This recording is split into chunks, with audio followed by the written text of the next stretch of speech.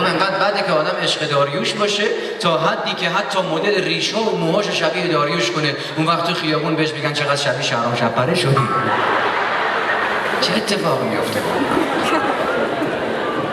یا آقای 5 میلیارد تومان پول برنده شد در یه قرعه کشی مثل امشب. خوشحال و خندان اومد خونه، با ذوق عجیبی به خانومش گفت خانوم 5 میلیارد پول برنده شدم، ساکاشم بدونا رو ببند.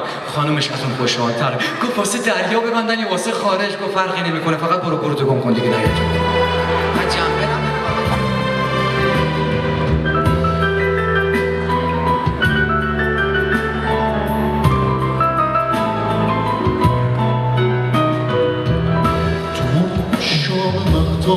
کنارم نشستی عجب شدی به کارم شکستی علم زندگان نقشامری که صورتگری رو نبود چنین آریزاده شد محاسا کشید خدا را به شور تماشا کشید.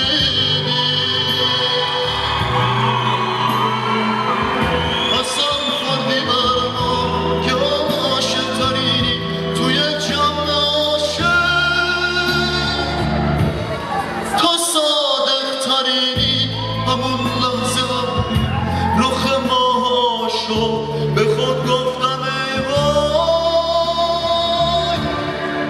مبادا دروغ.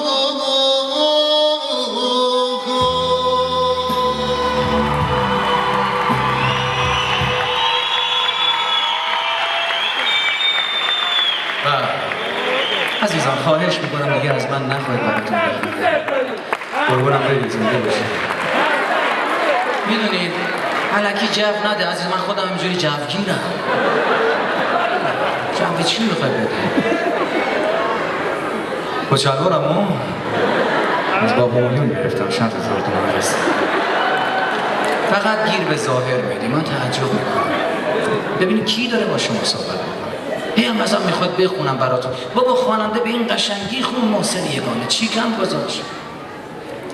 من بارها گفتم عزیزان من، کارهایی که خواننده ها انجام میدن مال دهه‌های قبل از این حرف هاست. من دیگه کاری ندارم بیام اینجا بگم محسن یگانه بشم. آخر راه اومدم با روزگار و بکنید دیگه. آقا میگم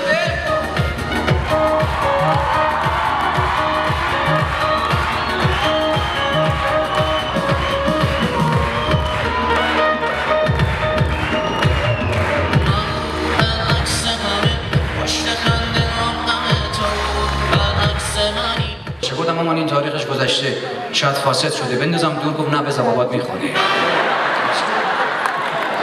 اگه بابا آدم نیست اون یه خود مریض میشه. میگفت خانوم ها اصلا براشون مهم نیست که شوهراشون کجان، فقط براشون مهمه بهشون خوش نگذره هر جا هست.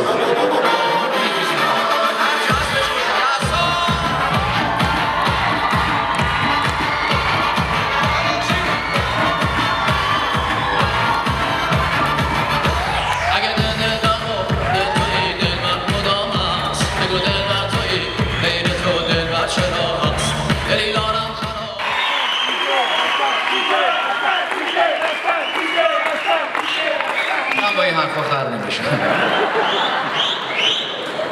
نمیدونم اصلا چی خودمون رو علکی افتخار نوازنده من دست هاشی میزن.